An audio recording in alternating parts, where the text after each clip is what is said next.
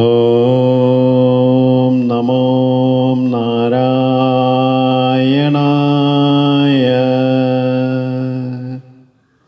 ഓം നമോ ഭഗവതേ വാസുദേവായ.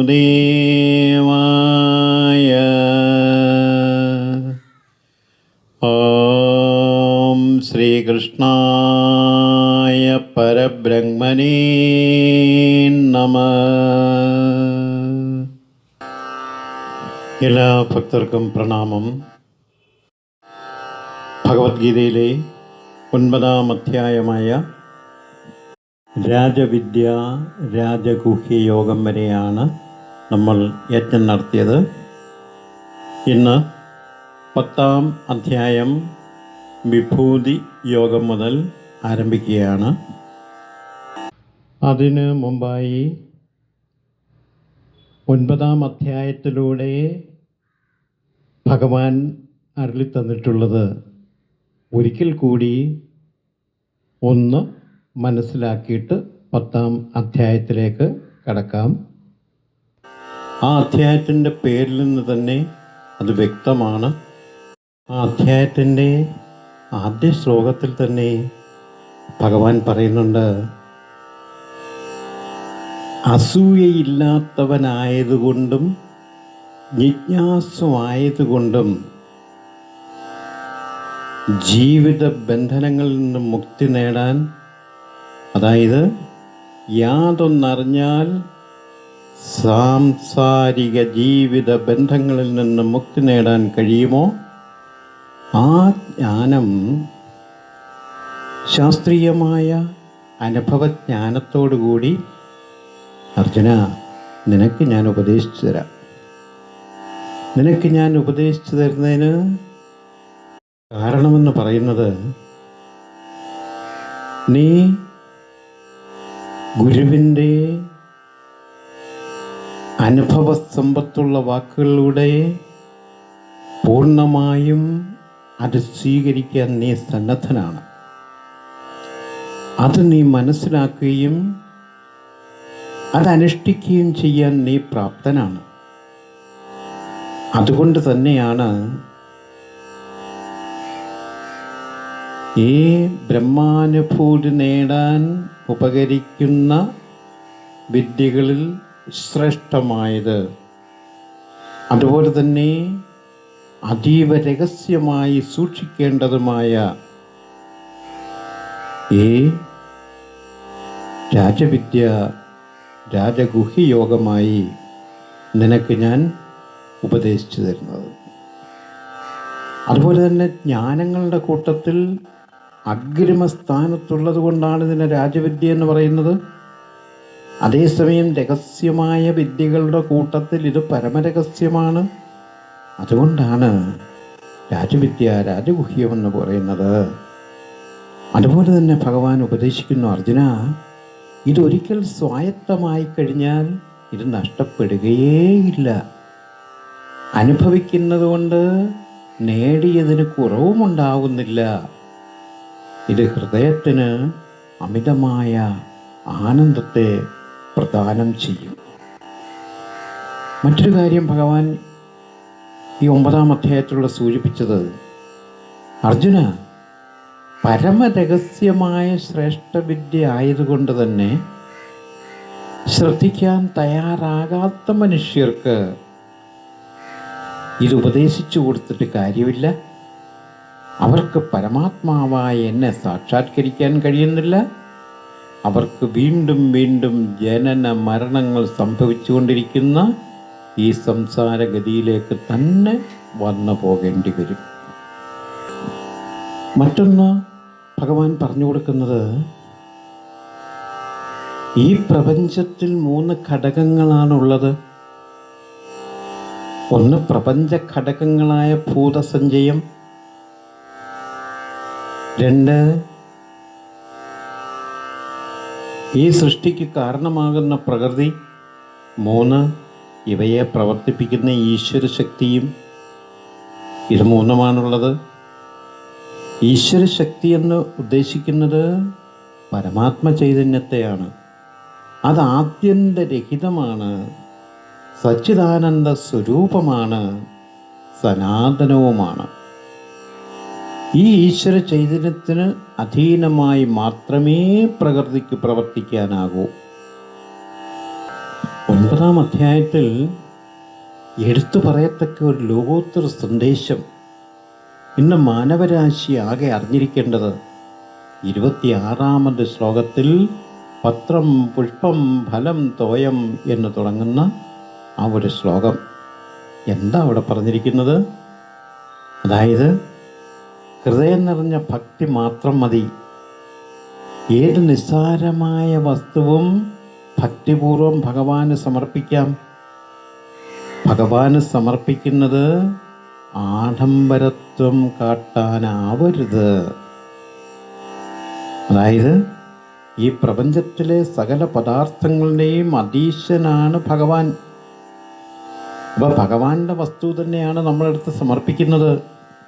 ഉദാഹരണം പറയുന്നു, രുക്മിണി ഭക്തിപൂർവ്വം ഒരു തുളസിയില ശ്രീകൃഷ്ണ തുലാഭാരം സമർപ്പിച്ചു. ദ്രൗപദി ഒരു ചീരയില നൽകി. ഗജേന്ദ്രൻ പൂക്കളർപ്പിച്ചു. ശബരി ഫലമർപ്പിച്ചു. കുചേലൻ അവല് നൽകി. രണ്ടിദേവൻ ജലം മാത്രം ദാനം ചെയ്തു. ഇവിടെയെല്ലാം ഈ സമർപ്പിച്ച വസ്തുവിൻ്റെ ആഡംബരത്വമോ മൂല്യമോ അല്ല ഭഗവാന് വേണ്ടത്. മറിച്ച് സമർപ്പിക്കപ്പെട്ട ഏത് നിസ്സാര പദാർത്ഥമായാലും ശരി, അത് ഭഗവാൻ സസന്തോഷം സ്വീകരിക്കും. കാരണം ആ സമർപ്പകൻ്റെ മനോഭാവമാണ് ഭഗവാന് ഏറെ പ്രിയം. ഇതാണ് ഭഗവാൻ ഇവിടെ പറഞ്ഞിരിക്കുന്നത്. ആ ഒരു വലിയ സന്ദേശം. ഭഗവാൻ എന്ത് സമർപ്പിച്ചാലും ശരി, അതിലെ ആഡംബരത്തോ അതിൻ്റെ മൂല്യത്തിനോ അല്ല, ആ സമർപ്പകൻ്റെ മനോഭാവം, ആ അർപ്പണ മനസ്സ്, അതാണ് ഭഗവാനേറെ പ്രിയം. ആ ഒരു ലോകോത്തര സന്ദേശവും ഈ 9-ാം അധ്യായത്തിലൂടെയാണ് നമുക്ക് ലഭിക്കുന്നത്. നമുക്ക് 10-ാം അധ്യായത്തിലേക്ക് കടക്കാം.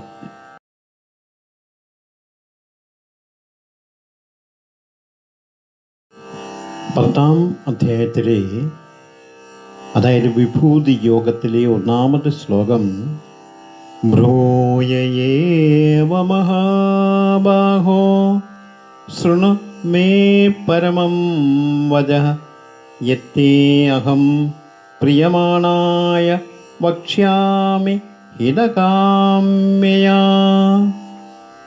മഹാബാഹോ, ഹേ അർജുന, മേ എനിക്ക്, പ്രിയമാണായ പ്രിയപ്പെട്ടവനായ, തേ നിനക്ക്, ഹിതകാമ്യയാ നന്മയുണ്ടാകണമെന്ന ആഗ്രഹത്തോടുകൂടി, യത് പരമം യാതൊരു ശ്രേഷ്ഠമായ വചഃ വാക്ക്, വക്ഷ്യാമി പറയാൻ ഒരുങ്ങുന്നുവോ, തത് അത്, ഭൂയയേവ വീണ്ടും, ശൃണു കേട്ടാലും. ഭഗവാൻ ഇവിടെ അർജുനനെ ഉപദേശിക്കുന്നു. അർജുന,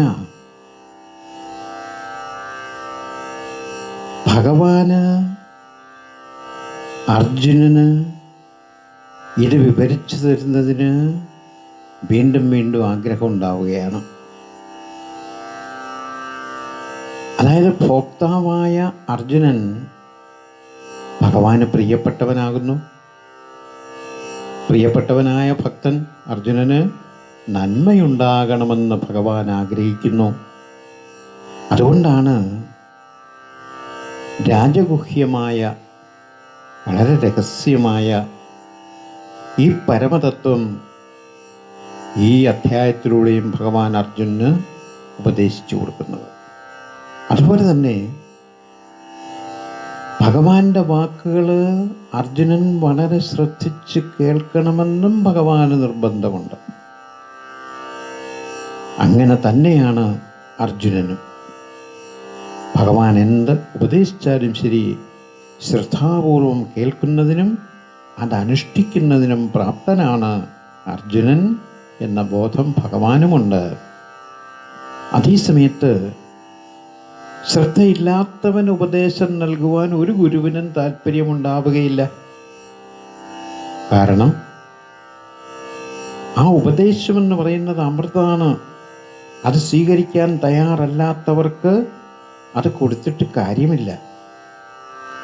ഇവിടെ ഭഗവാന്റെ വാക്കുകൾ അർജുനന് ആഹ്ലാദജനകമാണ്.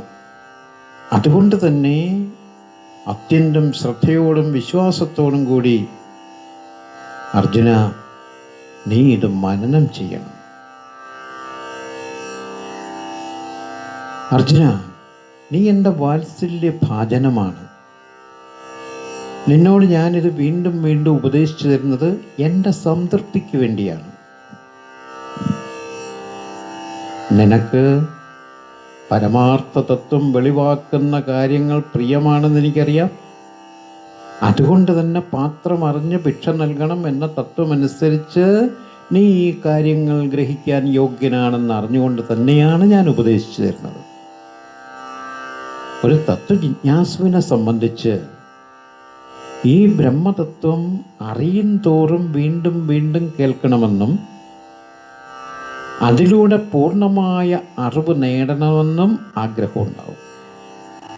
അങ്ങനെ അറിവ് നേടുന്ന ഒരു തത്വജിജ്ഞാസുവിന്, അതായത് പരബ്രഹ്മതത്വം അറിയുന്ന ഒരു ജിജ്ഞാസുവിന് അയാളുടെ മനസ്സ് പ്രീതമാകും, മുഖപ്രീതി വർദ്ധിക്കും.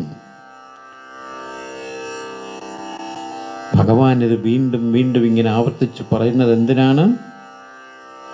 ഈ തത്വം എന്ന് പറയുന്നത് സുഗ്രഹമല്ല. അത് പെട്ടെന്ന് മനസ്സിലാവില്ല.